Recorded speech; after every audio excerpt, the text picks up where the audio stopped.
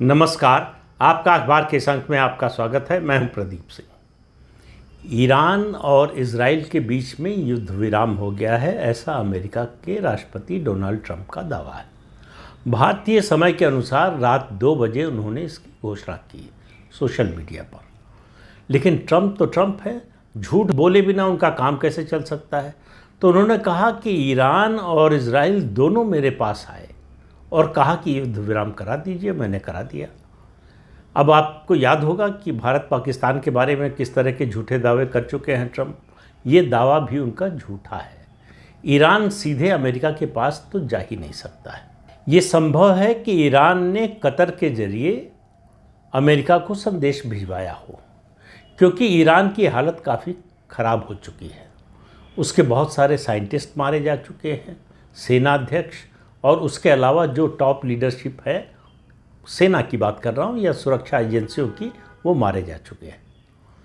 और उनका जो सुप्रीम लीडर है अयातुल्ला खामेनेई, उसके बारे में चर्चा ये है कि वो रूस भाग गया है, रूस में बैठा है। जो ईरान के विदेश मंत्री रूस गए हैं भागकर, माना जा रहा है कि वो खामेनेई से मिलने गए।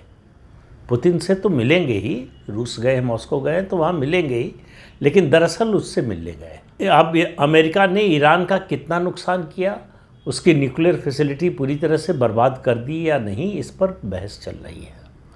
लेकिन एक बात पर कोई बहस नहीं है कि इजराइल और अमेरिका के संयुक्त हमले ने ईरान के परमाणु कार्यक्रम को बहुत साल पीछे धकेल दिया है।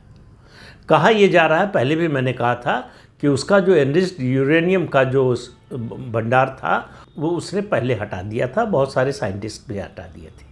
अब हटा दिए थे कि ये पता नहीं, लेकिन वो जो फैसिलिटी का इंफ्रास्ट्रक्चर है उसको नुकसान पहुंचाया है इजराइल। और उसके बाद जब B-2 बॉम्बर गए हैं अमेरिका के, तो उनकी वजह से। अब अमेरिका और डोनाल्ड ट्रंप दूसरा झूठ ये बोल रहे हैं कि उनके जो ये बॉम्बर थे, जिनको बंकर बस्टर कहा जाता है, वो अमेरिका से उड़े और फिर अटैक करके लौट आए। अमेरिका से उड़कर ईरान पर हमला करके लौटने का मतलब 40 घंटे गए और 40 घंटे लौटे। दुनिया में ऐसा कोई फाइटर जेट नहीं है जो इतने लंबे समय तक उड़ सके। तो जाहिर है अमेरिका छिपाने की कोशिश कर रहा है। छिपाने की कोशिश क्या कर रहा है कि ईरान के आसपास, ख़ास तौर से अनुमान ये है कि पाकिस्तान के एयरबेस का इस्तेमाल हुआ। पाकिस्तान ने अपने एयरबेस का इस्तेमाल होने दिया। ये बात पाकिस्तान नहीं चाहेगा कि सार्वजनिक हो, लेकिन ऐसी बातें छिपी नहीं रहती हैं। तो ईरान का बहुत नुकसान हो चुका है, नुकसान इजराइल का भी हुआ है। लेकिन इजराइल का एक उद्देश्य पूरा हो गया है कि ईरान के परमाणु कार्यक्रम को अगर पूरी तरह से ख़त्म न किया हो तो भी उसको कई साल पीछे तो धकेल ही दिया है। और दूसरा, उसकी जो मिलिट्री लीडरशिप है उसको ख़त्म कर दिया है, साइंटिस्ट मार दिए। लेकिन बदले में ईरान ने क्या किया है? ईरान ने इजराइल के सिविलियन इलाकों पर मिसाइल्स गिराई हैं। और इजराइल हमेशा इस तरह के युद्ध के लिए तैयार रहता है, तो उसने अपने नागरिकों को पहले ही बंकर्स पे भेज दिया था।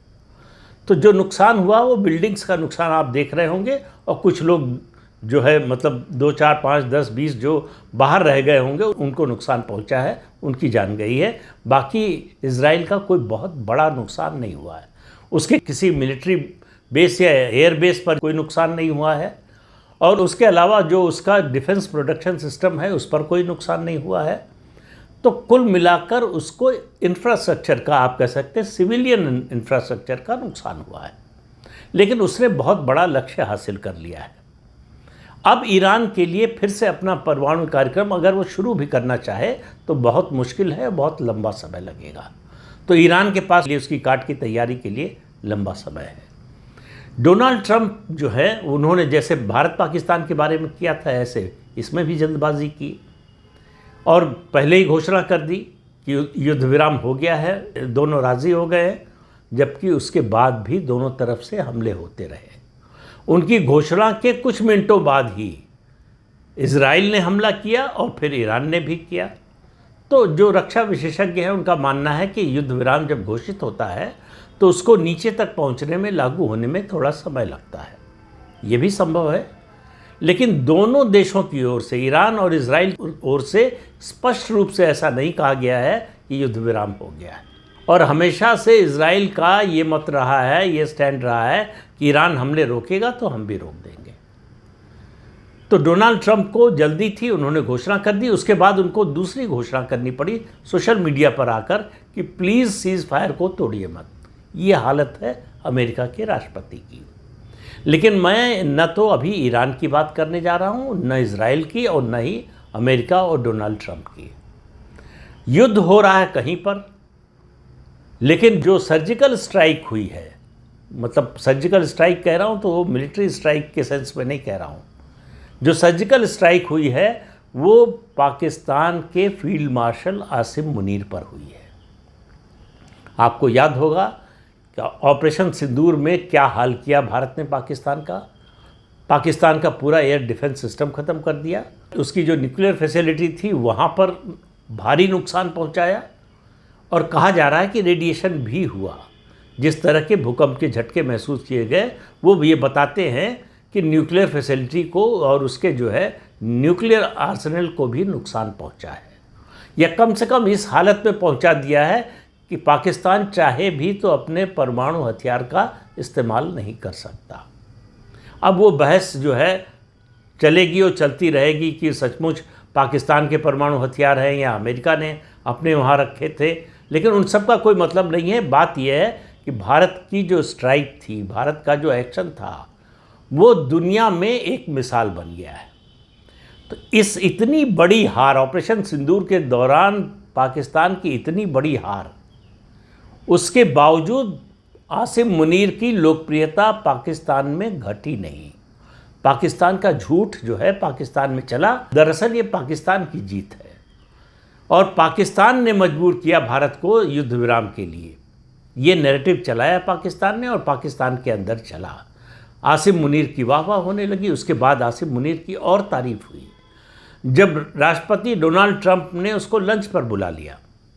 तो ये हुआ कि देखिए, भारत से ज़्यादा महत्व दिया डोनाल्ड ट्रंप ने हमारे आर्मी चीफ को, हमारे फील्ड मार्शल को। वहाँ क्या बात हुई ये किसी को मालूम नहीं था, लेकिन सबको अंदाज़ा था कि ईरान पर हमला करने वाला है अमेरिका। उसके लिए उसको पाकिस्तान के एयरबेस की ज़रूरत है, और उसके अलावा अगर ग्राउंड ट्रूप्स को जाना होगा तो वो पाकिस्तान के रास्ते से, पाकिस्तान की सीमा से जाएगा। इसके लिए आसिम मुनीर को तैयार करना था, और वो तैयार हो गया। उसका बदले में क्या मिला ये तो आने वाले समय में पता चलेगा। लेकिन ईरान को जिस तरह से धोखा दिया है आसिम मुनीर ने, पाकिस्तान ने, उसके कारण पाकिस्तान के अंदर उसकी बड़ी थू-थू हो रही है कि ये अमेरिका का साथ दिया इसने, जो इस्लामी देशों का विरोधी है, ईरान का विरोधी है, जिसने ईरान का इतना नुकसान पहुंचाया है, उसका साथ दिया आसिम मुनीर ने। तो अब आसिम मुनीर के खिलाफ पाकिस्तान के अंदर माहौल बन रहा है। पाकिस्तान के अंदर अमेरिका मुर्दाबाद के नारे तो लग ही रहे हैं, लेकिन आसिम मुनीर की निंदा आलोचना भी खूब हो रही है कि आसिम मुनीर ने धोखा दिया है। आसिम मुनीर ने कौम को धोखा दिया है, अपने मजहब को धोखा दिया है। ईरान को जो धोखा दिया है उसको मजहब के धोखे के रूप में देखा जा रहा है पाकिस्तान में। तो आसिम मुनीर पर जो हमला हो रहा है पाकिस्तान के अंदर से, चाहे उनके जर्नलिस्ट हो, इंटेलेक्चुअल्स हो, उनके रक्षा विशेषज्ञ हों, या सोशल मीडिया हो, हर जगह उसकी थू-थू हो रही है। और आसिम मुनीर जो है, जो अभी कुछ दिन पहले तक, जब तक डोनाल्ड ट्रंप के साथ लंच करके आया था, तब तक पाकिस्तान का हीरो था, आज विलेन बन गया है, खलनायक बन गया है। पाकिस्तान में ज़्यादातर लोगों का, जिस तरह की खबरें आ रही हैं उसी के आधार पर कह रहे हैं, इन सब का मानना है कि आसिम मुनीर ने धोखा दिया है। धोखा दिया है किसको? ईरान को तो दिया ही है, जो हमारा मित्र था। इसके अलावा उसने धोखा दिया है मजहब को, अपनी कौम को, और साथ किसका दिया है?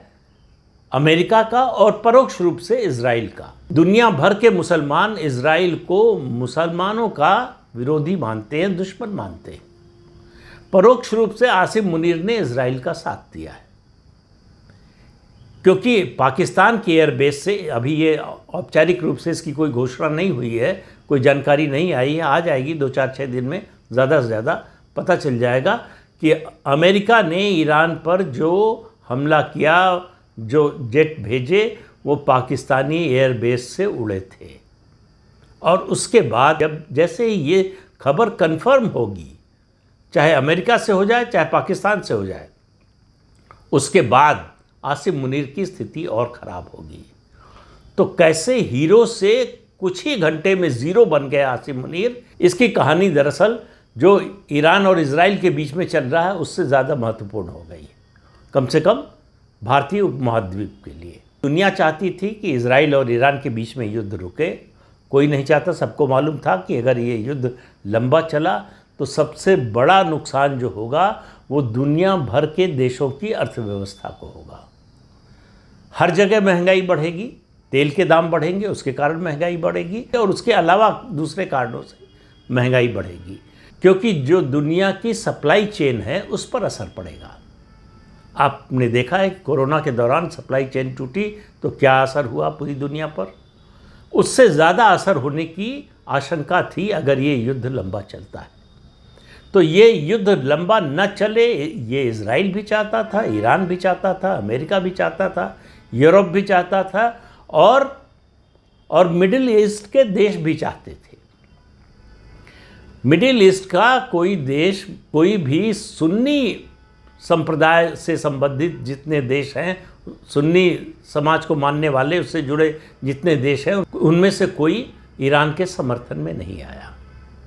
लेकिन ईरान ने क्या किया? ईरान ने अपने जो सुप्रीम लीडर है खामेनेई, उसकी लोकप्रियता को बचाने के लिए कि हमने भी जवाब में अमेरिका पर हमला किया, अमेरिकी एयरबेस पर हमला किया, तो हमला कहाँ किया? कतर पे किया, इराक पे किया। कतर से अमेरिका अपने सारे जेट पहले ही हटा चुका था, इराक में कुछ था नहीं, तो ऐसी जगहों पर किया जहाँ कुछ था नहीं। केवल मिसाइल गिराने का दावा करके वो अपनी जो इंटरनल पॉलिटिक्स है, अंदरूनी जो असंतोष है, याद रखिए अयतुल्ला खामेनेई के खिलाफ ईरान में बहुत ज़्यादा नाराज़गी है।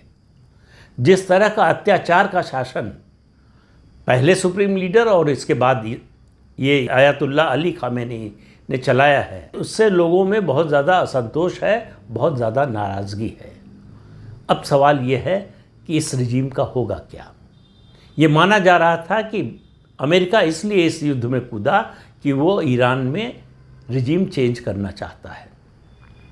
लेकिन लोगों के सामने उदाहरण है, ईरान के सामने ख़ास तौर से, और जो लोग ईरान के प्रति सहानुभूति रखते हैं उनको, कि अमेरिका जहाँ जहाँ रिजीम चेंज करता है वहाँ फिर बर्बादी आती है, वहाँ फिर अस्थिरता आती है, वहाँ अराजकता आती है।